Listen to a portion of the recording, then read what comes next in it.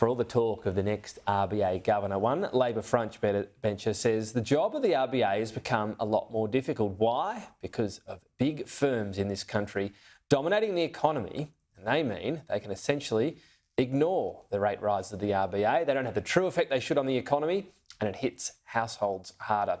Joining me now is Assistant Economy and Treasury Minister Andrew Leigh, Competition Minister as well. Thank you for your time. You've outlined the problem, so which firms in Australia are too big?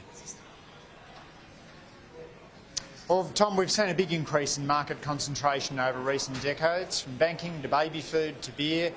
We've got concentrated sectors, and as a whole, the economy's increased in concentration.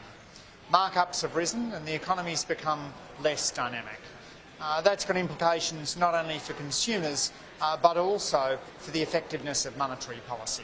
Because there's new research out now which shows that monetary policy has less of an impact with high markup firms. Research also makes clear that when firms have a lot of hiring power, the so-called monopsony power, that again, that mutes the impact of monetary policy. There's plenty of reasons to care about economic dynamism, but this new research points to yet another one, that it makes the job of central bankers even harder. All right, as much as I'm tempted to keep it interesting and talk about the size of beer companies, you mentioned the banks, few companies more important than the banks in Australia. So you're saying the big four are too big? And if so, what can be done?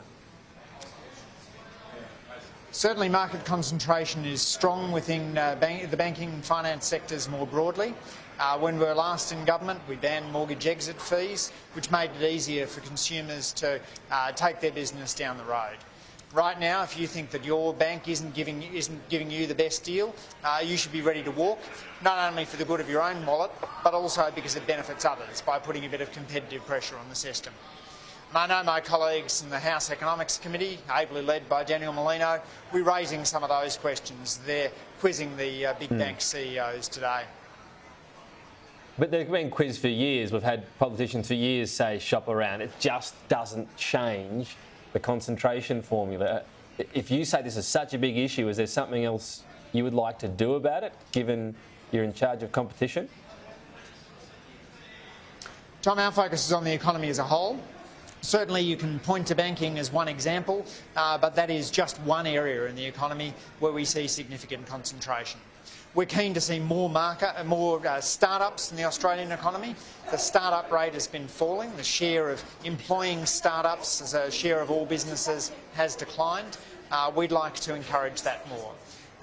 Since we've come to office, we've increased the penalties for anti-competitive conduct. We've put a ban on unfair contract terms. We're currently consulting around digital platform services inquiry and also around the issue of unfair trading practices.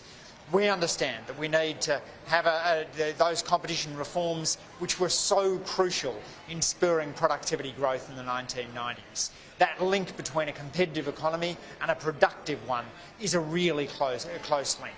And so the economic basis for competition reforms is that it can deliver higher wages and a more productive economy into the future. But I mean, is there something more radical coming along or not? Is it something you're sort of working on in the background, or are you just saying let things happen gradually on the competition front, albeit that means very slowly, doesn't it? Not at all gradual, Tom. Since we've come into office, we've increased those penalties for anti-competitive conduct and banned unfair contract terms. We're moving quickly now to look at digital platforms regulation.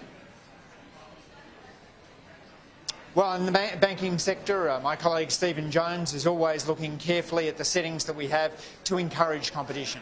Hopefully technology is going to make a difference here in enabling smaller banks to take on some of the bigger incumbents. Previously that's been challenging to do without the branch network. In a world of online banking we ought to be able to see more competitive pressures. We're keen to ensure that. Stephen Jones has also been doing work on scams to make sure that as we see a rise in scams, we're putting pressure on the banks to do the right thing on cracking down on scams. You've heard today, no doubt, Phil Lowe's speech. We don't know what will happen from here. I'm not expecting you to tell me. How would you summarise, though, what is the end of the first term that he's serving, or the term he's serving as RBA Governor? How would you summarise that term? I think it's welcome to see the Governor's announcements today responding to the Reserve Bank inquiry. Jim Chalmers put in place this once-in-a-generation review of the Reserve Bank because we wanted to make sure that this critical national institution is fit for purpose.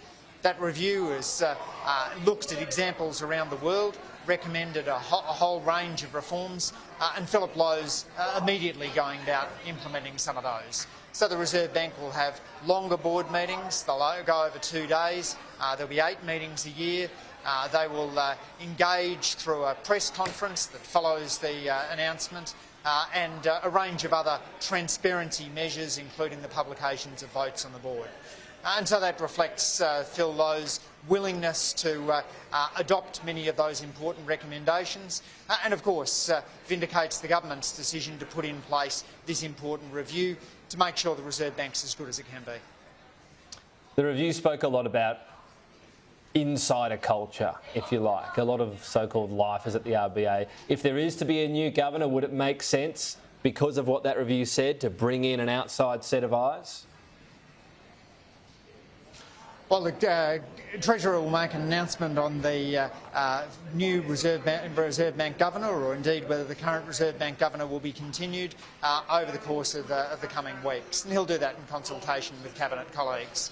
But certainly one of the comments that the Reserve Bank Governor made today is that the Reserve Bank already is drawing more regularly on outside talent and that they've seen a number of senior Reserve Bank officials go to senior positions within commercial outfits, which again reflects the sort of to and fro that you more commonly see at other central banks. So at those senior levels, the movement of talent between financial institutions means you get more cross-pollination of ideas. I think that's a healthy thing. The fork in the road for inflation in this country appeared to happen February 2. Phil Lowe was still making up his mind, along with the rest of the board, on the next interest rate hike. Inflation was already 3.5%, so it had taken off, and Phil Lowe said back then that inflation was temporary, it was supply chain issues and it would resolve itself. Obviously he was wrong. That has hurt inflation in this country and households, hasn't it? Look, I'm not going to give a running commentary on the Reserve Bank Governor. He's got a job to do. We've got a job to do. Our focus as fiscal policy makers is to make sure we're not putting upward pressure on inflation. And indeed, as the Governor said at the last budget, it doesn't put upward pressure on inflation. In fact, if anything, it's the reverse. Right, but what about that fork in the road moment? It's not a running commentary, but that was a significant moment in our inflation history, wasn't it? A different decision might have been much less pain for households.